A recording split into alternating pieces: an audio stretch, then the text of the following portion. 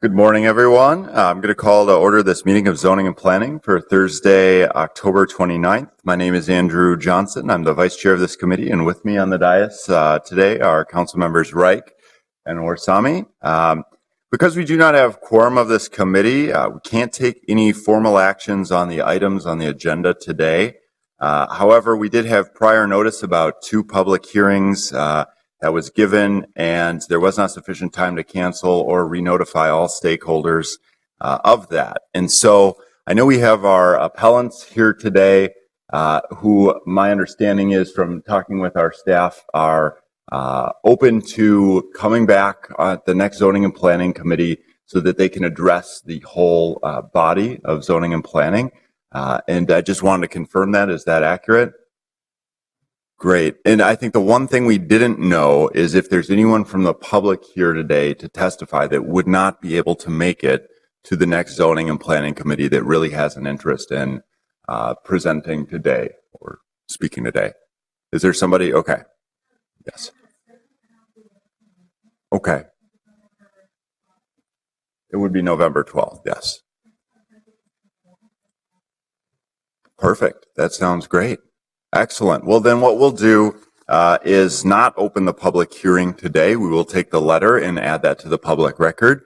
And then we will, at our next committee meeting, have public testimony on these 2 items in front of us and take formal action on the consent items as well. So I really appreciate everybody's understanding with this and the flexibility, and look forward to seeing you on the 12th. Councilmember Johnson, I just wanted to confirm there was some question. Did the member of the public wish to read the letter into the record? I couldn't tell. Certainly she could either just submit it. Okay, sure. If you want to just leave it, that's fine. We just didn't want to foreclose an opportunity to specifically address the committee if you'd like. Okay. Can we count that then as? Yes, you can read it and submit it to the record. I think it might be the best way to handle it. It's real short. I do have a stake in our neighborhood. Sure. My name is Nancy Railsback, and I live at 2620 First Avenue. Lived there for over 30 years. And 10 years ago, my husband and I came before the zoning committee when a developer wanted to build a triplex on the half lot next to our house. He was requesting variances to build within 3 feet of the property line. Okay, at that time, I learned that variances are granted due to a hardship to meet Minneapolis planning guidelines. With the request before you today for variances at 113 East 26th Street, I question whether there exists hardship to meet city planning guidelines, and I believe the proposed design is too big for the space. I stand with my neighbors in rejecting the proposed design, and I ask that you, the Zoning and Planning Committee of the Minneapolis City Council, send it back to the developers to design a building that meets city planning guidelines. Thank you. Great.